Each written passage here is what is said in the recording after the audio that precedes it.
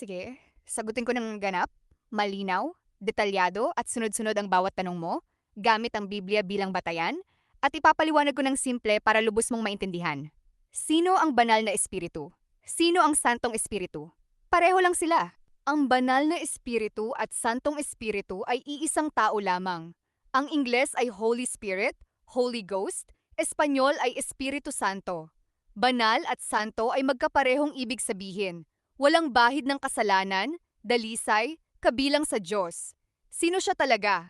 Siya ang ikatlong persona ng banal na santatlo, kasama ang Diyos Ama at ang Diyos Anak na si Hesukristo. Siya ay tunay na DIYOS, kapantay ng Ama at ng Anak. Hindi lang basta lakas o hangin. Mayroon siyang sariling isip, kalooban, damdamin at kagustuhan. Nakakausap, nakakaramdam, nasasaktan, nagagalit at nagmamahal. Kaya tinatawag siyang siya, hindi ito.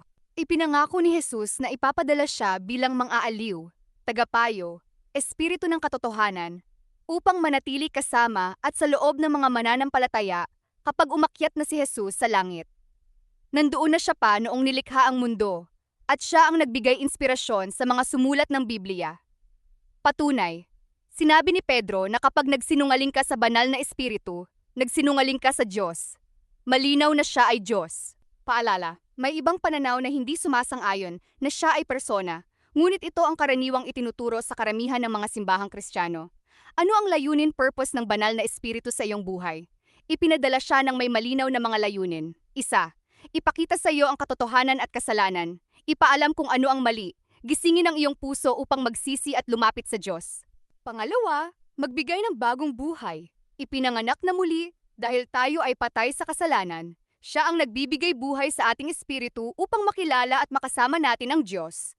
Pangatlo, manirahan SALOOB mo. Hindi ka na nag-iisa. Tatatakan ka niya bilang pagpapatunay na ikaw ay pag-aari ng Diyos at mayroon kang kasiguruhan ng kaligtasan. Apat, magturo, magpaalala at gumabay. Ipaliwanag ang salita ng Diyos, ipaalala ang mga turo ni Jesus, at ituro ang tamang daan at kalooban ng Diyos. Panglima, mang-aliw at magpatatag. Kapag malungkot, takot o nahihirapan ka, siya ang nagbibigay ng kapanatagan at lakas. Pang-anim, magbigay kapangyarihan upang mabuhay ng banal, labanan ang kasalanan, at magbahagi ng ebanghelyo ng may tapang at bisa. Anong meron sa banal na espiritu? Ang kanyang magkadiyayos at katangian, walang hanggan, hindi nagmula, hindi rin magwawakas. Nasa lahat ng dako, nariyan siya kahit saan ka pumunta. Hindi mo siya matatakasan. Alam ang lahat. Nauunawaan niya ang Diyos at ang bawat lihim sa iyong puso. Makapangyarihan sa lahat. Gumawa ng himala, lumikha, at baguhin ang puso ng tao. Bagay na hindi magagawa ng tao. Dalisay at banal. Walang bahid ng kasalanan. Kaya't siya rin ang naglilinis sa atin. Mayroon siyang damdamin at kagustuhan. Nasasaktan, pighatiin. Huwag ninyong pighatiin ang espiritu ng Diyos. Ibig sabihin may damdamin siya. May sariling kalooban. Namimigay ng mga kaloob ayon sa kanyang pasya. Hindi sa atin. Maaaring labanan o tanggihan. Hindi siya pumipilit. Iginagalang niya ang iyong kalayaan, mga kaloob at kakayahan.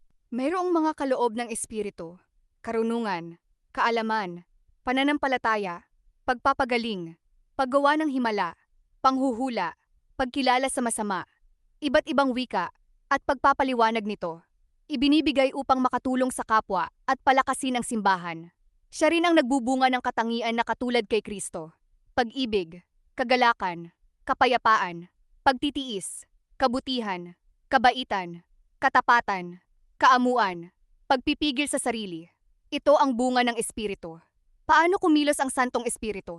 Hindi madalas sa pamamagitan ng malakas na ingay o nakakagulat na pangyayari. Madalas ay mahinahon, malumanay, ngunit tiyak at epektibo. Isa, kumbiksyon sa iyong puso at isip. Ipaparamdam sa iyo. Mali ito. Hindi ito nakalulugod sa Diyos kapag gagawa ka ng masama. At ito ang tama kapag sumusunod ka. Pangalawa, sa pamamagitan ng salita ng Diyos, Biblia, kapag binabasa mo ito, siya ang nagbubukas ng iyong isip upang maintindihan ang ibig sabihin nito at kung paano ito isa sa buhay. Pangatlo, pagbibigay ng gabay at pagtuturo.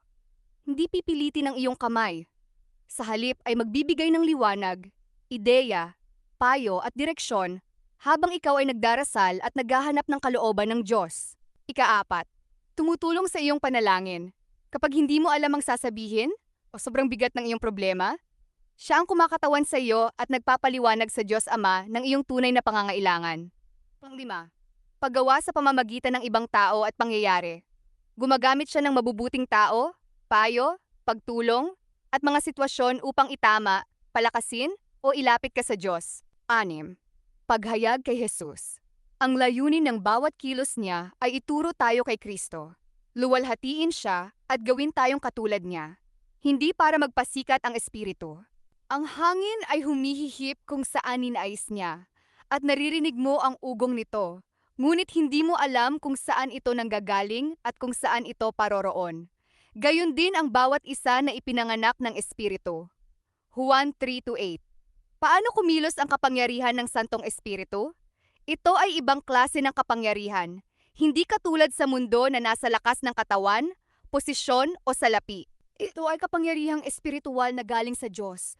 Kayang baguhin ang puso, talunin ang kasamaan, magbigay ng lakas sa kahinaan, at magtupad ng layunin na hindi kayang gawin ng tao.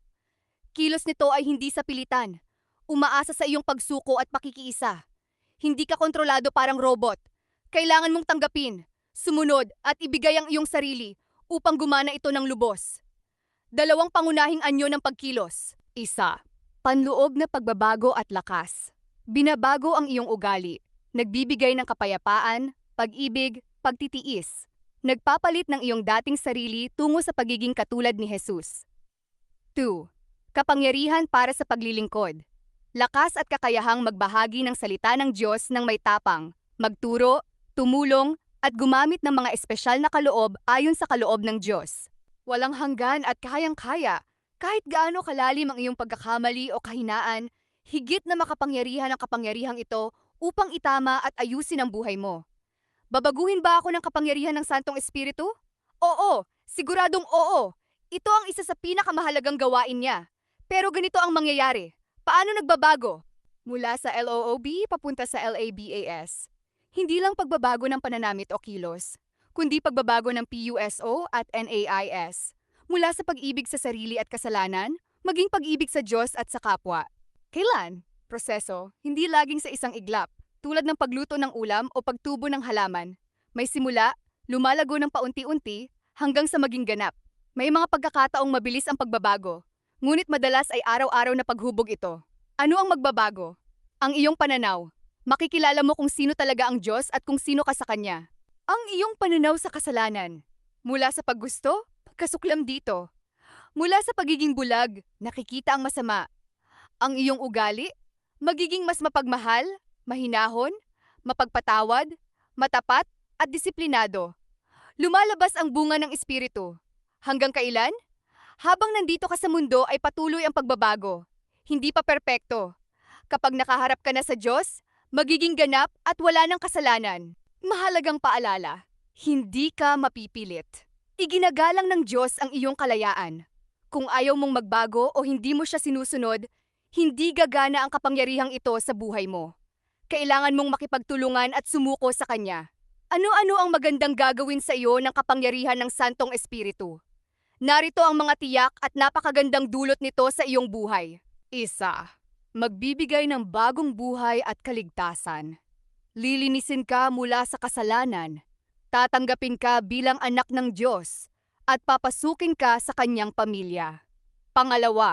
Magpapatatag sa iyong loob. Kapag puno ng problema, takot o lungkot ang mundo, magbibigay ng lakas, pag-asa at kapanatagan na hindi kayang ibigay ng pera o tao. 3. Magtuturo at magpapaliwanag. Mauunawaan mo ang salita ng Diyos.